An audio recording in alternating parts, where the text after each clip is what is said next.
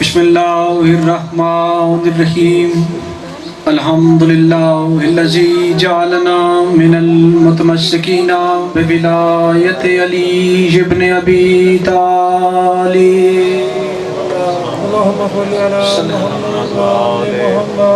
الصلاۃ والسلام علی صاحب کعبہ قوسین ولی الدارین امام القبلتین شمس المشرقین والمغربین جد الحسن والحسین ابی القاسم محمد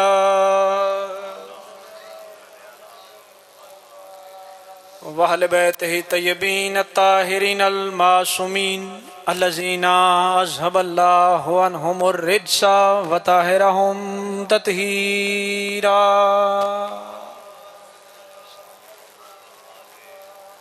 وَلَعْنَةُ اللَّهِ عَلَىٰ أَعْدَائِهِمْ أَجْمَعِينَ أَمَّا بَعْدُ فَقَدْ قَالَ سُبْحَانَهُ وَتَعَالَىٰ فِي كِتَابِهِ الْمَجِيدِ بسم اللہ الرحمن الرحیم فَلَا أُقْسِمُ بِمَوَاقِعِ النُّجُومِ صلوات پڑھے محمد اہل بیت محمد اللہم صلی علی محمد وآل محمد۔ سب سے پہلے خالق باری تعالیٰ سے دعا ہے کہ وہ ہماری اس عظیم ترین عبادت کو اپنی بارگاہ میں شرف قبولیت عطا فرمائے۔ رب الحسین بیک الحسین بانیان کا یہ اہتمام اپنی بارگاہ میں قبول و منظور فرمائے۔ میرے مالک اللہ جو عزت والے مومنین اس عزت والے ذکر میں حاضر ہیں، عزتوں کا خالق اللہ تمام کی عزتوں کو محفوظ فرمائے۔ 14 کا خالق اللہ وہ مومنین جو اس فرش اعضاء کی رونق ہوا کرتے تھے آج ہمارے درمیان موجود نہیں، میرے مالک اللہ انہیں جنت الفردوس میں اعلیٰ مقام عطا فرما۔ میرے مالک اللہ انہیں جوار معصومین علیہ السلام میں جگہ نصیب فرما۔ میرے اللہ جو مومن جو حاجت لے کے اس پاک دربار میں حاضر ہے، حاجتوں کو پورا کرنے والا اللہ تمام کی حاجات کو پورا فرما۔ میرے مالک اللہ ہماری سب سے بڑی اور سب سے آخری دعا حقیقی آیت اللہ، حقیقی حجت الاسلام امام زمانہ علیہ السلام کے مقدس ترین ظہور میں تعجیل فرما۔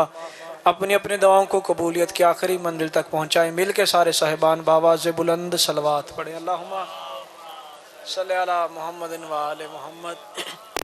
سامعین گرامی قدر و موالیان حیدر کرار، آپ بے شک تھوڑے ہیں لیکن اتنے ضرور ہیں کہ اگر علی کا نام آئے تو آپ کے چہرے پہ مسکراہٹ ضرور آ جانی چاہیے۔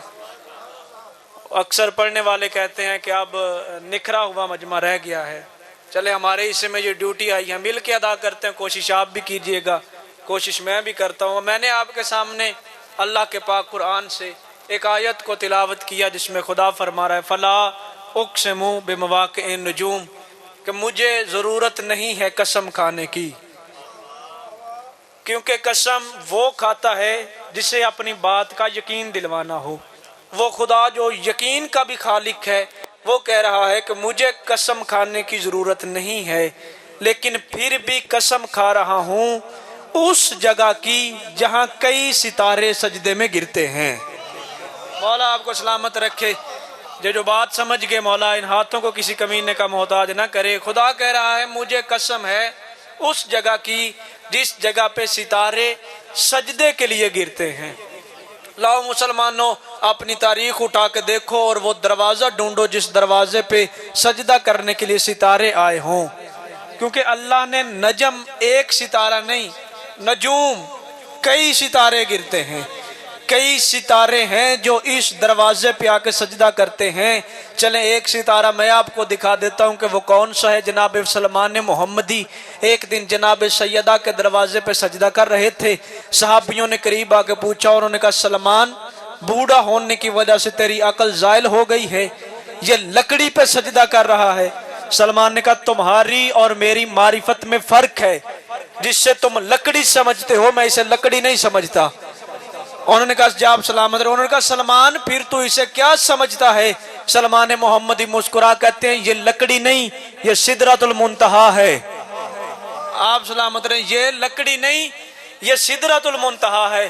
انہوں نے کہا سلمان تو نہیں جانتا، سدرۃ المنتہا تو عرش پہ ہے، تو سیدہ کی دہلیز کو سدرۃ المنتہا کہتا ہے۔ سلمان نے مسکرا کہا یہی فرق ہے تمہاری اور میری معرفت میں، مجھے بتاؤ تم سدرہ کسے کہتے ہو؟ انہوں نے کہا سدرہ اس مقام کو کہتے ہیں جہاں جا کے جبرائیل رک جاتا ہے، اس سے آگے جائے گا تو اس کے پر جل جائیں گے۔ سلمان کی آواز ہے یہی فرق ہے تمہاری اور میری معرفت میں، جسے تم سدرہ کہتے ہو وہاں جبریل رکتا ہے، جسے میں سدرہ کہتا ہوں یہاں محمد رکتا ہے۔ مولا آپ کو سلامت رکھے یا علیہ السلام۔ جہاں جبریل رکے اسے تم سدرہ کہتے ہو، جہاں محمد رکے اسے میں سدرہ کہتا ہوں۔ یہ کس بی بی کی دہلیز ہے جس عالیہ کو بطول کہا جاتا ہے؟ کیونکہ آنے والے ایام، آج ہے 4 شوال، 3 دن بعد آئے گا 8 شوال کا دن۔ یہ وہ دن ہے کہ جب پوری دنیا میں جناب سیدہ کے حق میں مظاہرے کیے جاتے ہیں۔ سعودیہ کے گورنمنٹ نے عالیہ کا بنا ہوا روزہ گرایا تھا، اس کے احتجاج میں پوری دنیا میں احتجاج کیا جاتا ہے کہ اس روزے کو دوبارہ تعمیر کیا جائے۔ لہٰذا شیعہ نے علی ہونے کی حیثیت سے، علی ولی اللہ پڑھنے کی حیثیت سے جتنا ہو سکے اپنے تائیں، اپنے گھر میں، اپنے بازار میں، اپنے گاؤں میں، اپنے شہر میں جو احتجاج کر سکو ضرور کرنا اس دن، تاکہ جناب سیدہ آپ کے اس احتجاج کو اپنے مقدمے میں ضرور درج کریں۔ میں نے کہا یہ وہ بی بی ہے کہ جسے بطول کہتے ہیں۔ چلے پہلا جملہ کہا تھا آپ کو اپنے ساتھ ملانے کے لیے، یقیناً آپ کی سماعتیں میرے ساتھ مل گئیں، تو پہلا جملہ اگلا پھر جملہ آپ کی سماعتوں کی نظر کرتا ہوں کہ وہ بی بی ہے جسے بطول کہتے ہیں۔ اور اگر بتانا ہو کہ بطول کسے کہتے ہیں تو ایک جملے میں بتایا جا سکتا ہے کہ بطول کس بی بی کو کہتے ہیں۔ آپ کی توجہ میری طرف ہو تو پہلا جملہ کہوں کہ بطول کسے کہتے ہیں؟ جس بی بی کو شریعت میں نماز کے لیے وضو کی ضرورت نہ ہو اسے بطول کہتے ہیں۔ آپ سلامت رہیں جناب سیدہ، آپ کو سلامت۔ جو ساری زندگی ایک لمحے کے لیے بھی مصلی سے دور نہ ہو سکے اسے بطول کہتے ہیں۔ اور یہ وہ بی بی ہے جس کی عظمت زمانے والے سمجھ ہی نہیں سکے۔ جناب سیدہ کی عظمت کوئی کیا بتائے، کتنی پاک ہے وہ عالیہ۔ چلے جملہ کہوں جو کعبے سے زیادہ پاک ہو اسے سیدہ کہتے ہیں۔ اب بندے پریشان ہوں گے کہ یہ اس نے لاؤڈ سپیکر پہ کہہ دیا کہ جو کعبے سے زیادہ پاک ہو اسے سیدہ کہتے ہیں، بھلا کوئی کعبے سے بھی زیادہ پاک ہو سکتا ہے؟ آؤ مسلمانوں گھڑے میں منہ دے کے نہیں، لاؤڈ سپیکر پہ منہ رکھ کے بات کر رہا ہوں۔ آؤ اپنا قرآن اٹھاؤ اور اس قرآن سے پوچھتے ہیں کہ کعبہ کتنا پاک ہے، پھر اسی قرآن سے پوچھتے ہیں کہ ہمیں بتا تو نے حسین کی ماں کو کتنا پاک پایا۔ تو اب قرآن نے ہمارے سامنے بات کو واضح کیا۔ جب کعبے کی طہارت کا بات تھی تو جناب ابراہیم سے اللہ کہہ رہا تھا اے میرا ابراہیم طہر بیتی، تو میرے گھر کو پاک رکھ۔ ابراہیم تو میرے گھر کو پاک رکھ، اس کا مطلب کعبہ اتنا پاک ہے جتنی ابراہیم میں طاقت ہے۔ لیکن جب سیدہ کی طہارت کی بات آئی اب توحید کے تیور ہی بدل گئے، اب توحید کا لہجہ ہی بدل گیا، اب آواز توحید آئی انما یرید اللہ لیذھبا، میں اللہ چاہتا ہوں اے بطول تجھے میں پاک رکھوں۔ اس کا مطلب کعبہ اتنا پاک ہے جتنی ابراہیم میں طاقت ہے، زہرا اتنی پاک ہے جتنی توحید میں طاقت ہے۔ مولا آپ کو سلامت رکھے یا علیہ السلام۔ جتنی توحید میں طاقت ہے اتنی پاک ہے یہ میری عالیہ، کیونکہ بطول لقب نہیں، بطول عہدہ ہے۔ جیسے مردوں میں عہدے ہیں نبوت، امامت، خلافت، ویسے ہی عالم مستورات میں اللہ نے ایک عہدہ رکھا ہے اور وہ ہے بطول۔ بطول عہدے پہ 2 بیبیاں فائز تھی، ایک جناب مریم جناب عیسیٰ کی والدہ، وہ بھی بطول ہے۔ دوسری بی بی جناب سیدہ حسنین کی والدہ، یہ بھی بطول ہے۔ لیکن کوئی بچہ اس مجلس سے یہ عقیدہ نہ لے کے جائے کہ یہ دونوں بیبیاں عہدے میں برابر ہیں۔ بطول مریم بھی ہے، بطول فاطمہ بھی ہے، لیکن دونوں میں فرق ہے۔ बतूल छोटी मरियम है, बतूल बड़ी फातिमा है।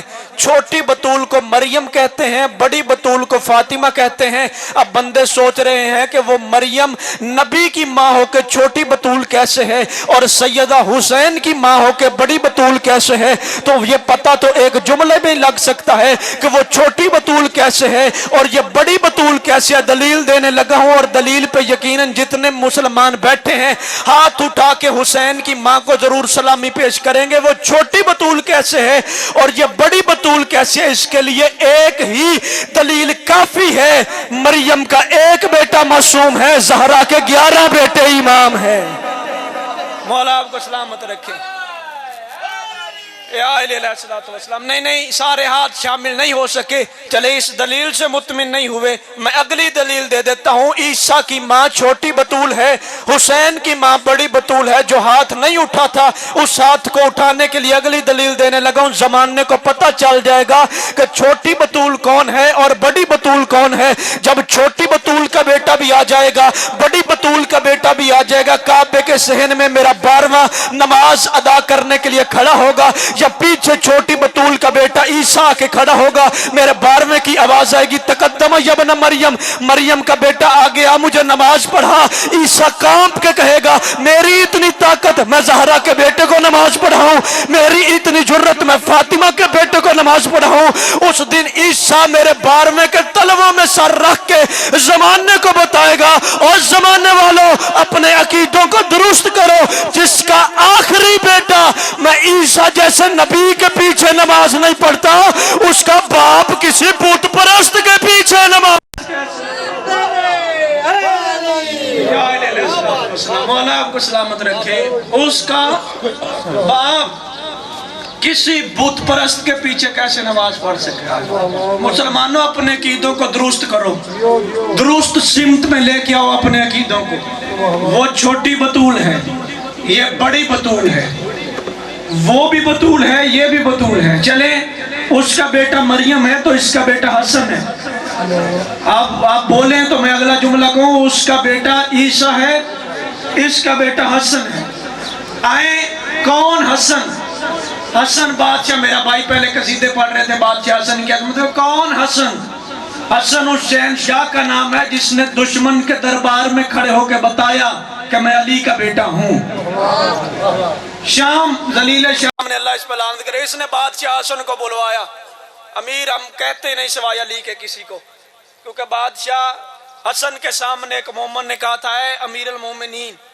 बादशाह हसन ने उसे जिनका और जिन के फरमाया, किसे कहते हैं अमीर अल मोमिनीन? का मौला आपको। फरमाया अमीर अल मोमिनीन लक़ब सिर्फ और सिर्फ मेरे बाप अली के लिए खल्क हुआ है। इस जलील शाम ने बादशाह हसन को दरबार में बुलवाया और बुलवा के कहता, हसन तुम में और हम में क्या फर्क है? अब देखिएगा फातिमा के लाल ने कौन सा जवाब दिया, खिताबत नहीं, बादशाह हसन के जुमले। इसने कहा, हसन तुम में और हम में क्या फर्क है? जैसे तुम खाते हो वैसे ही हम खाते हैं, जैसे आप बैठते हो वैसे ही हम बैठते हैं, जैसे आप चलते हो वैसे ही हम चलते हैं, जैसे आप लेटते हो वैसे ही आप लेटते हैं। हसन की आंखों में जलाल आया। हसन मुस्कुरा करते, तू क्या समझता है कि मुझ में और तुझ में क्या फर्क है? हसन की आवाज आई, ये फर्क काफी नहीं, तू हिंदा का बेटा है, मैं फातिमा का बेटा हूँ। मौला आपको सलामत रखे। तू हिंदा का बेटा है, मैं फातिमा का बेटा हूँ। अब इसके अंदर हसद ने जोश मारा। इसने कहा, ये हाशमी जब होते हैं हमें बेइज्जत करके चले जाते हैं, अब ऐसे नहीं, अगली दफा हसन को बुलाऊंगा, तब हसन को बताऊंगा कि अब दुनिया से तुम्हारे मुहिब खत्म हो गए।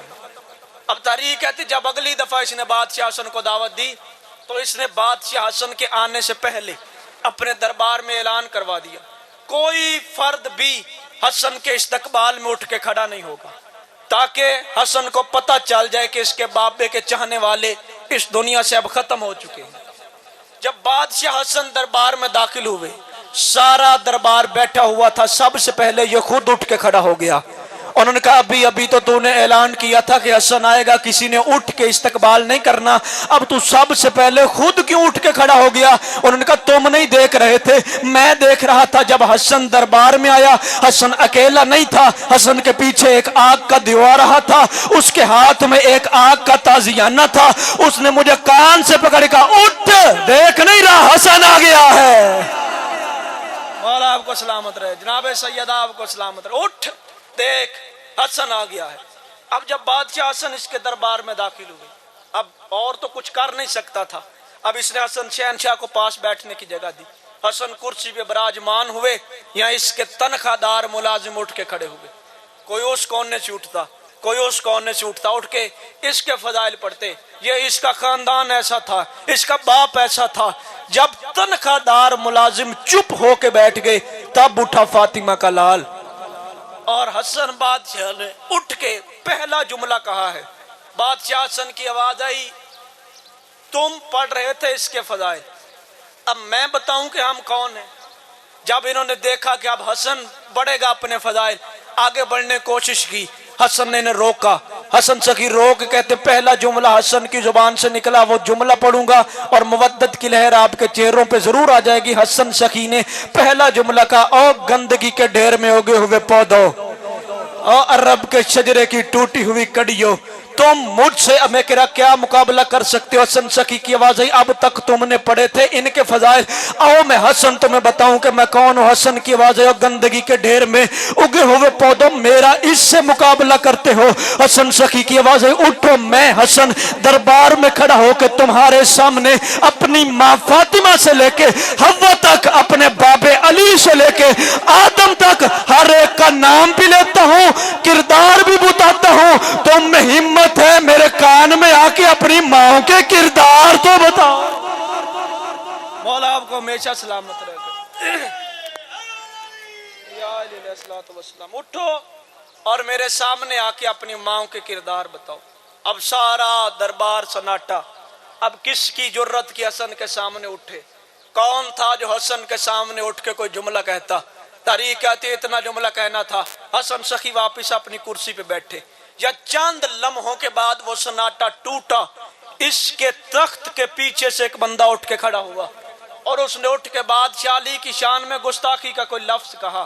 حسن سخی وہ جو رحمت للعالمین کا نواسا تھا، اس کے چہرے پہ الہی جلال آیا۔ حسن نے فوراً اس کی طرف اشارہ کیا اور اشارہ کر کے، تو وہی نہیں جس کا باپ تجھ میں عمر میں 2 سال چھوٹا ہے؟ تو وہی نہیں جس کا باپ تجھ میں عمر سے 2 سال چھوٹا ہے؟ اتنا کہنے کے بعد حسن کی آواز ہے، اور شام والو، جو جانتا ہے وہ جانتا ہے، جو نہیں جانتا وہ جان لے، میں حسن صفا کا بیٹا ہوں، میں حسن مروا کا بیٹا ہوں، میں حسن حجاب حمد کا بیٹا ہوں، میں حسن قرآن کے دل کا بیٹا ہوں، میں حسن اس کا بیٹا ہوں جس نے آدم کی توبہ کو قبول کیا تھا، میں حسن اس کا بیٹا ہوں جس نے آدم کے سفینے کو پار لگایا تھا، میں حسن اس کا بیٹا ہوں جس نے ابراہیم کے لیے آگ کو گلزار کیا تھا۔ جو جانتا ہے وہ جانتا ہے، جو نہیں جانتا وہ جان لے، میں حسن اس کا بیٹا ہوں جو معراج کی رات پردے کے ادھر بولا تھا، اس کا بھی بیٹا ہوں جو معراج کی رات پردے کے ادھر بولا تھا۔ میں حسن اس کا بیٹا ہوں جو پردے کے ادھر بھی بولا، جو پردے کے ادھر بھی بولا۔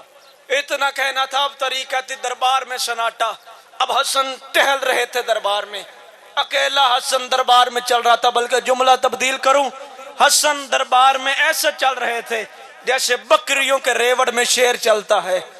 حسن نے چلتے چلتے اپنے لہجے میں بول کہا، او شام والو، تم ہمارے اختیار پہ شک کرتے ہو، ہم چاہیں عراق کو شام کر دیں، ہم چاہیں شام کو عراق کر دیں، ہم چاہیں عورت کو مرد کر دیں، ہم چاہیں مرد کو عورت کر دیں، ہم چاہیں مشرق کو مغرب کر دیں، ہم چاہیں مغرب کو مشرق کر دیں۔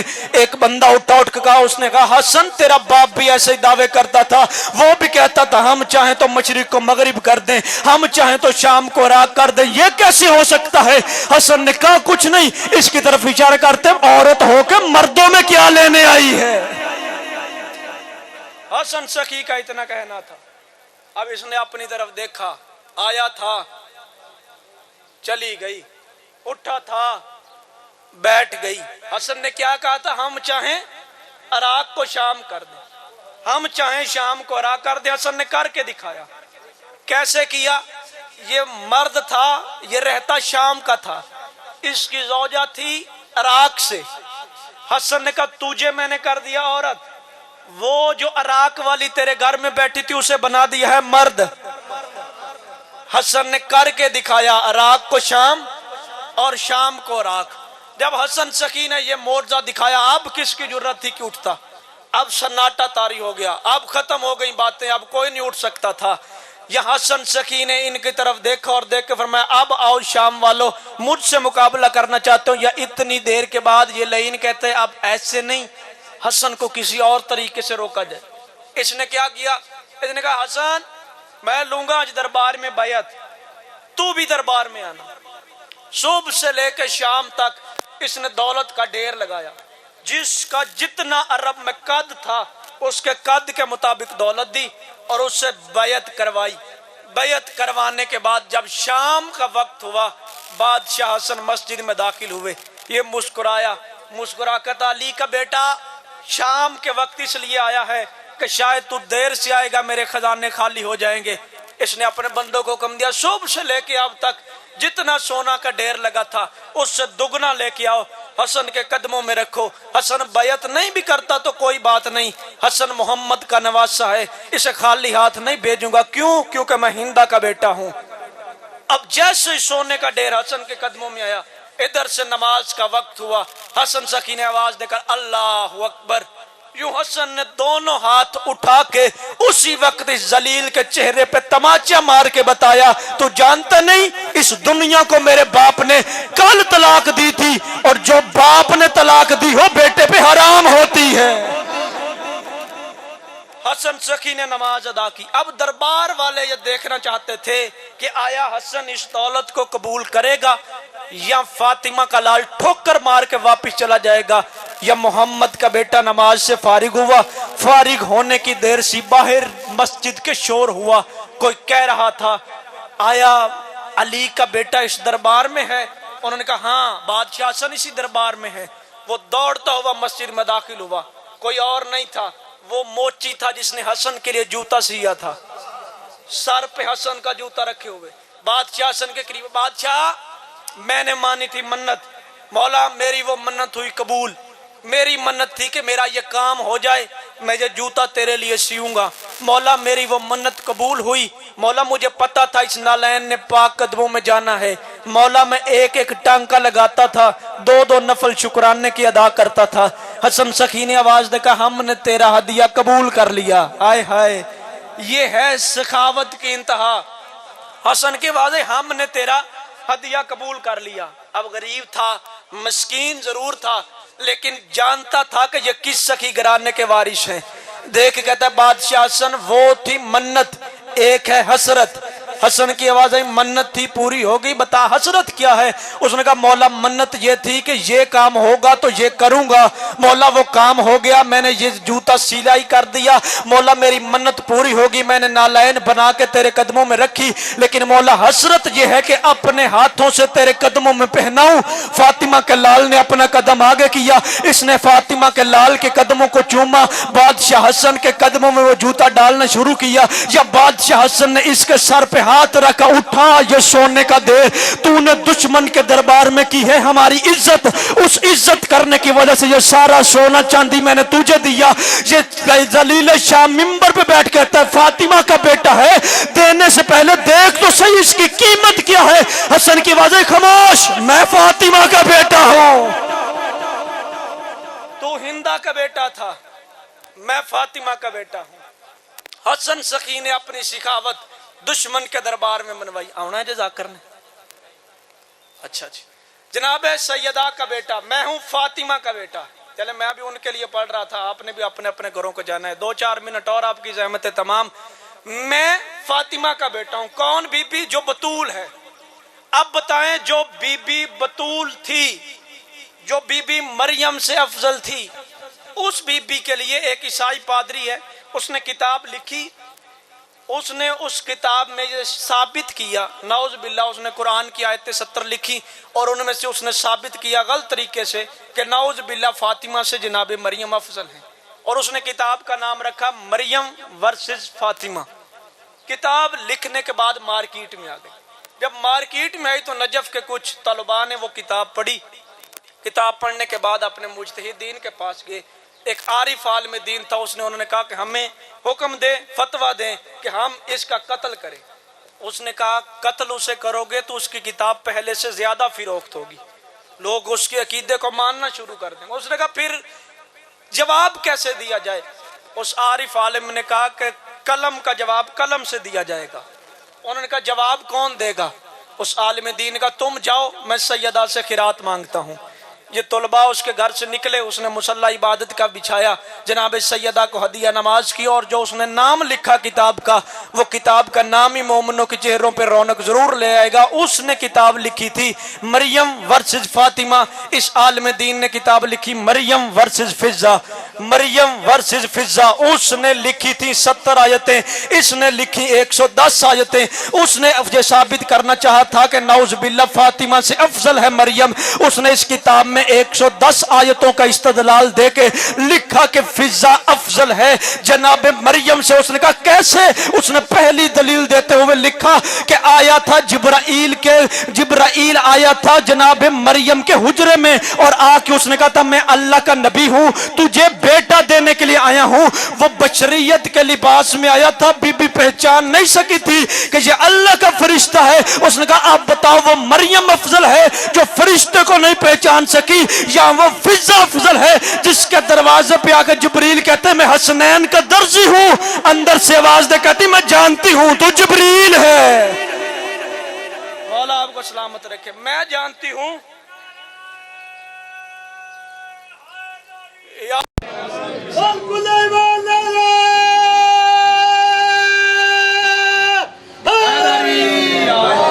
اس نے کہا میں جانتی ہوں تو جبریل ہے۔ جناب فضہ کو اس نے اس کتاب میں ثابت کیا مریم سے افضل ہے سیدہ کی کنیز۔ یہ ہے عظمت اس گھرانے کی۔ عزادارو جس گھرانے کی اتنی عظمت تھی نا، اس گھرانے کی بیٹیاں اس اسلام کی خاطر شام جیسے ملک کے بازاروں میں آ گئی۔ مولا آپ کی ہائے قبول فرمائے۔ شام کے وقت اس وقت مٹیوں کے بیٹھ پہ رونے والوں، مولا آپ کا یہ پرسہ قبول فرمائے۔ سارا دن مجلس ادا ہوتی رہی، میرے بانیوں کا یہ اہتمام میرا مالک اللہ اپنی بارگاہ میں قبول و منظور فرمائے۔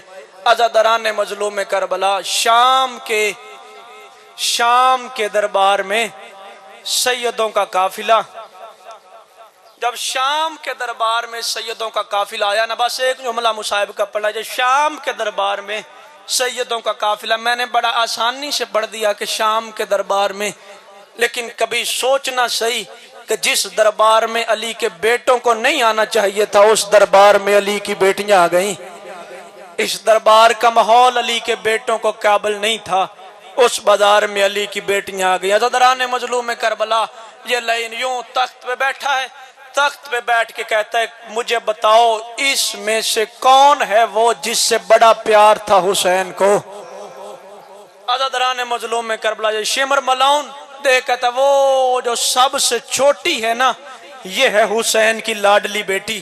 یہ لائن کہتا ہے اس بی بی کو سامنے لے کے آؤ، میں اس سے چند باتیں کرنا چاہتا ہوں۔ یوں عالیہ کو سامنے لایا گیا، یہ لائن تخت پہ بیٹھ کہتا بچی بتا تیرا نام کیا ہے؟ اب کتاب میں کہتی حسین کی بیٹی بولی لیکن آواز نہیں سنائی دی۔ یہ ملاؤن دیکھ کہتا ہے شمر مجھے بتا ان کا مان کس پر رہ گیا؟ غازی تو ان کا مارا گیا ہے، اب یہ کس کے سہارے پہ نہیں بولتی؟ عزادارو یہ لائن تازیانہ ہاتھ میں لے کے یوں تخت سے نیچے اترا، یا اترنے کی دیر تھی، سامنے سے سید الساجدین کی آواز ملاؤن ہاتھ نہ لگانا ہے فاطمہ۔ عزادارو مظلوم کربلا، یہ لائن کہتا ہے یہ تیری بہن بولتی کیوں نہیں؟ اب جتنے سید بیٹھے ہیں یہ میرے ہاتھ ہیں بندے ہوئے، کسی کے دل پہ چوٹ لگے کنیز کا بیٹا سمجھ کے معاف کرنا۔ یہ ملاؤن کہتا ہے سجاد یہ تیری بہن بولتی کیوں نہیں؟ سجاد رو کہتے میری بہن بولتی ہے لیکن اس کے گلے کی رسی اتنی تنگ ہے۔ مولا آپ کی ہائے قبول فرمائے، اس کے گلے کی رسی اتنی تنگ ہے۔ یہ ملاؤن کہتا ہے سجاد بہن کی کڑیاں کھول۔ یوں بندے ہاتھوں سے سجاد نے بہن کی رسیاں کھولی، سجاد کی کڑیاں چوم کے کہتی کہاں کہاں تیرا شکریہ ادا کرو، اپنی کڑیاں کھولنے سے پہلے میری رسیاں کھول دی۔ یہ ملعون کہتا ہے بچی بتا تیرا نام کیا ہے؟ عالیہ رو کہتی میرا نام ہے فاطمہ۔ یہ لین کہتا ہے اگر تو فاطمہ ہے پھر وہ سکینہ کون ہے؟ رو کہتی میرا نام ہی سکینہ۔ اور شام کے وقت آئے کرنے والا مولا آپ کو کوئی غم نہ دے سوائے غم شبیر کے۔ عزادارو یہ ملعون کہتا ہے کہ اگر تو فاطمہ ہے پھر وہ سکینہ کون ہے؟ رو کہتی میرا نام ہی سکینہ ہے۔ یہ ملعون کہتا ہے پھر بتا جب تم مدینے میں رہتے تھے تمہارا باپ تجھ سے پیار کتنا کرتا تھا؟ رو کی عالیہ کہتی جب ہم مدینے رہتے تھے صبح کی نماز کی خاطر میرا بابا گھر سے جاتا، بابا گھر میں واپس آتے ہوئے مدینے کی کھجوریں لے کے آتا، اپنے ہاتھوں سے مجھے وہ کھجوریں کھلاتا۔ یہ ملعون کہتا ہے اگر اس دربار میں مدینے کی کھجوریں ملے پہچان لے گی؟ عالیہ کی آوازیں ہاں پہچان لوں گی۔ یہ لائن کہتا یہ ہے تشت، اس تشت میں پڑی ہے مدینے کی کھجوریں، مجھے عزت حسین کی قسم ہے۔ حسین کی بیٹی بڑھتی بڑھتی قریب آئی، جب تشت سے رومال اٹھایا مدینے کی کھجوریں نہیں فاطمہ زہرا کے بیٹے کی کٹی ہوئی رگوں والا سار نظر آیا۔ یوں بابے کا سارا اپنے ہاتھوں پہ اٹھایا، اٹھا کر بابا آنکھیں کھول کے دیکھ میں وہی سکینہ ہوں جس کو دور یمن سے لا کے دیے تھے۔ مولا آپ کی ہائے قبول فرمایا۔ عزادارو جیسے بھی تھی شام کے زندان میں مسلمانوں کے دکھوں سے ستائی ہوئی حسین کی بیٹی دنیا سے چلے گئی۔ آخری جملہ جب قیدیں رہا ہوئی نا عزادارو اس وقت عالیہ کی آواز ہے سجاد بیٹا اس رستے سے لے کے جا جس رستے پہ حسین کی بیٹی کی قبر ہے۔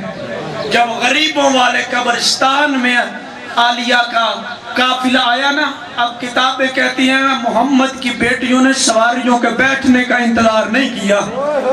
جو سمجھ گئے مولا ان کی ہائے قبول فرمائے۔ علی کی بیٹیاں محمل سے اتری، ہر بی بی نے سیدہ کو ودا کیا۔ جب جناب سید الساجدین بہن کی قبر کی پینتی آ کے بیٹھے، سجاد کی آواز سکینہ روز کہتی تھی نا ہم وطن کب جائیں گے، آج دیکھ بھائی وطن جا رہا ہے، اٹھ تجھے وطن ساتھ لے کے جاؤں۔ رو کے قبر سیدہ سے آواز آئی نہ بھیا مجھے اس کا وطن نہیں جانا، اگر ہو سکے ایک اصغر کا چولا میری قبر میں دفنا۔ مشکل سے بھائی نے ودا کیا بہن کو، سجاد بھی اٹھ کے چلے۔ آخر میں آئی ہے علم والے کی زوجہ، آخر میں آئی ہے فضل کی ماں۔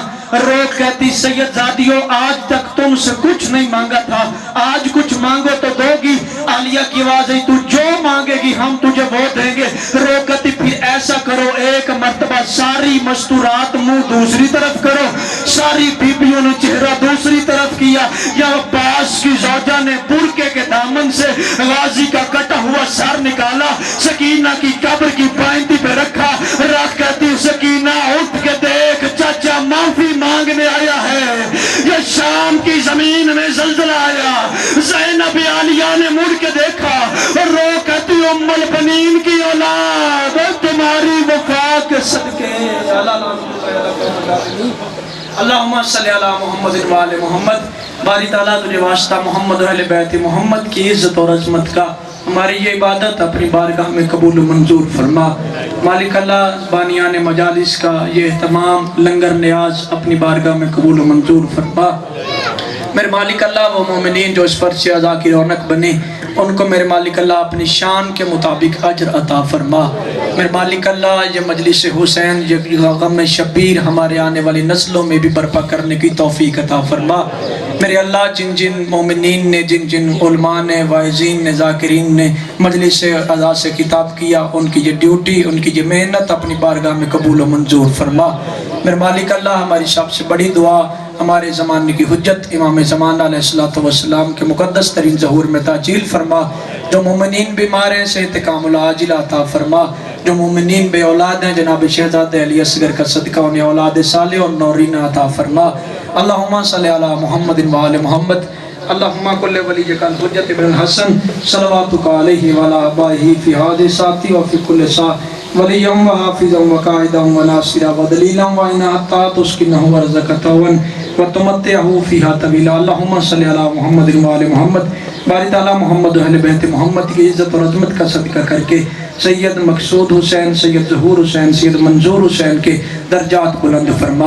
پھر مالک اللہ ان کے علاوہ جتنے بھی سادات عظام کے اس لواحقین اس دنیا سے جا چکے ہیں، میرے مالک اللہ انہیں جناب سیدہ کے پہلو میں جگہ نصیب فرما، جوار معصومین علیہ السلام میں مقدس جگہ نصیب فرما۔ آمین اللہم صلی علی محمد و آل محمد واجل فرجہ۔